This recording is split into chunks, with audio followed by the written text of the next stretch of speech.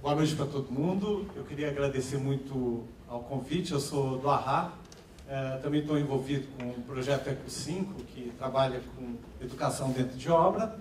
E estou representando também como professor e sócio da Escola da Cidade, cuja a maior preocupação é fazer do aluno, né, um profissional responsável com a cidade. Por isso o nome Escola da Cidade tem tudo a ver com isso. Eu não vou sair do óbvio, né, mas é muito importante, inclusive a palavra óbvio vem de olhar, né, vem de ver, né, e é bom a gente ver algumas coisas que são óbvias, né?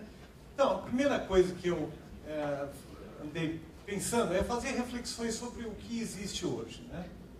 Então, a gente tem uma palavra a respeito que eu gosto muito, que vem do latim, que é re, para trás, speculum, ou seja, olhar para trás. E por que olhar para trás? Porque quando a gente olha para trás, a gente entende aquilo que se passou, que é a história, que é um processo, né? E essa história é carregada de valor, que é a mesma coisa que o significado, né? Aquilo que tem valor, de fato, é o que tem significado. Tanto é que a gente diz, o que não tem valor é insignificante, né? Então vamos olhar para trás e ver aí algumas coisas muito importantes. Uma delas é exatamente o aparecimento da cidade, né? O aparecimento da cidade normalmente acontece em torno aí de uma praça, uma praça onde, né, a cidade pertence, de fato, às pessoas, né? E é uma praça engraçada, árida, né? Por que ela é tão árida, né? Isso aqui é perto de Vitória da Conquista, na Bahia, um arraial, terreiro, arraial.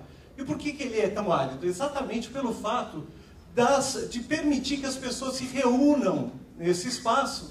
Portanto, as pessoas têm a cidade para elas, né? Eu falo muitas vezes que a praça não pode ter banco, não pode ter árvore, não pode ter nada assim que atrapalhe a reunião das pessoas, né?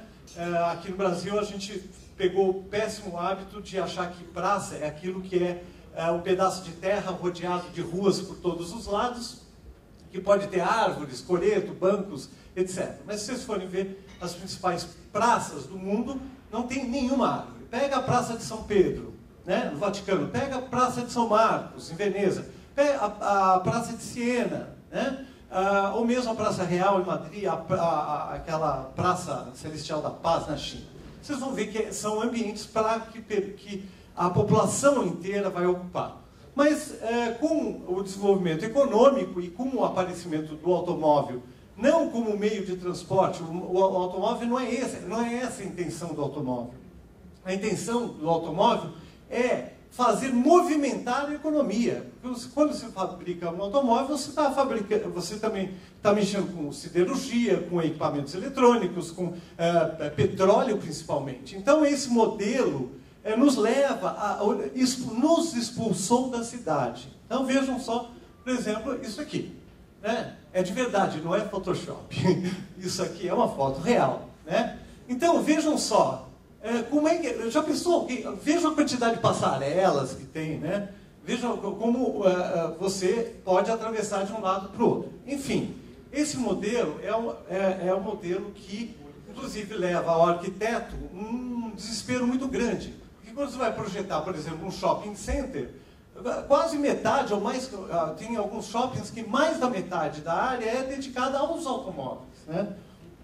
Na Daslu, por exemplo, você não consegue entrar a pé.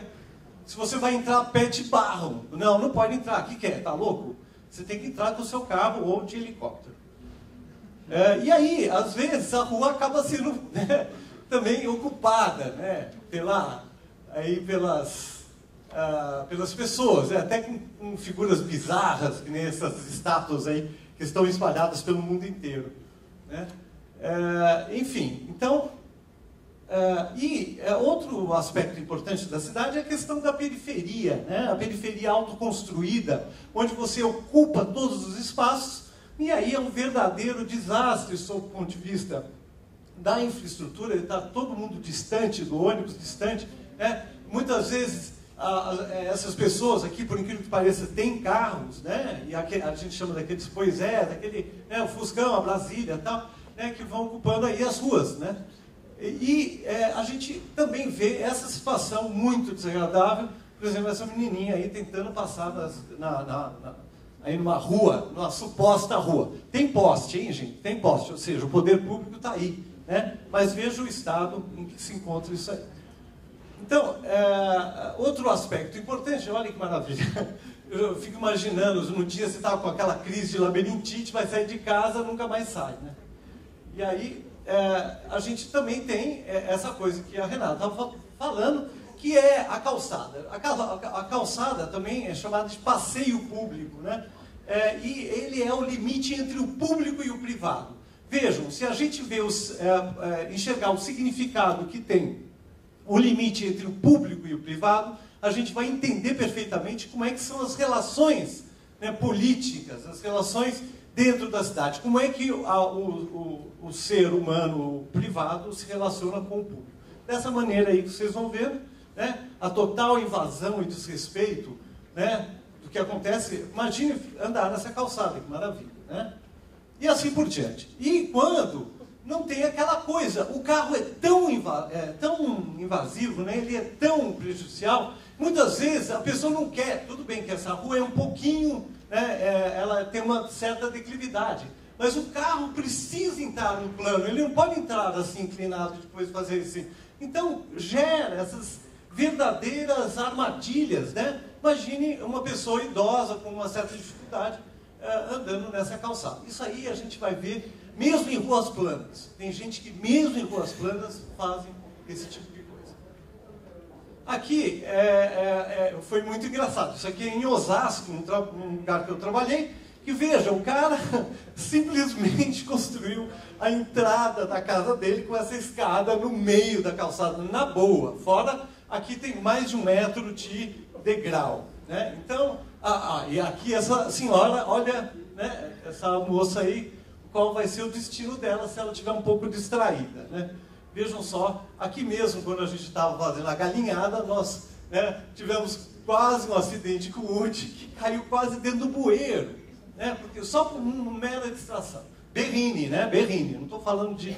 Né? E, de novo, o carro, né, aquilo que a Renata estava falando muito bem, de novo tomando completamente, inclusive, o espaço que seria dedicado aos pedestres. Então, gente, é isso. Quer dizer, se a gente... Aqui é interessante que essa aqui é a Kombi da prefeitura. Então, a própria prefeitura, né, consegue fazer esse tipo de coisa. Ela tá... é um lugar para parar, então tudo bem, tem a calçada larga, então os pedestres se devem. Enfim, e assim por diante, né? Quantidade enorme de acidentes com isso. Bom, e onde está a incoerência? O ser humano não tem motor, né? Mas o carro tem motor. O que é mais fácil, subir de carro ou subir a pé? Claro que subir de carro. E por que o pedestre que tem que subir? Por que a maior parte da população tem que subir e de uma forma... Aqui até peguei uma bem bonitinha, né? Olha que linda, né? Essa escadaria, vamos subir. Nossa, tão lindo. E eu moro ali perto da Raposo Tavares e tinha uma estatística que a boa parte dos atropelamentos aconteciam por debaixo das passarelas. Porque era tão difícil e perigosa, eram tão perigosas. Essa aqui é dedicada à Renata, justamente para ver o quê? Que o pedestre, assim como o ciclista, está sendo aprisionado. Ao contrário do que devia ser. A cidade devia pertencer a eles, né? Não. E aí, quando não tem um design maravilhoso com esse que embeleza uma cidade, ou, olha a prisão. Né? Gente, isto aqui é o tratamento que o pedestre tem na cidade. A gente precisa enxergar, é óbvio, mas precisa enxergar aqui. Né? Aqui, quando você é assaltado, tem a segurança de não ser atirado lá para baixo. Então, primeiro isso é bom.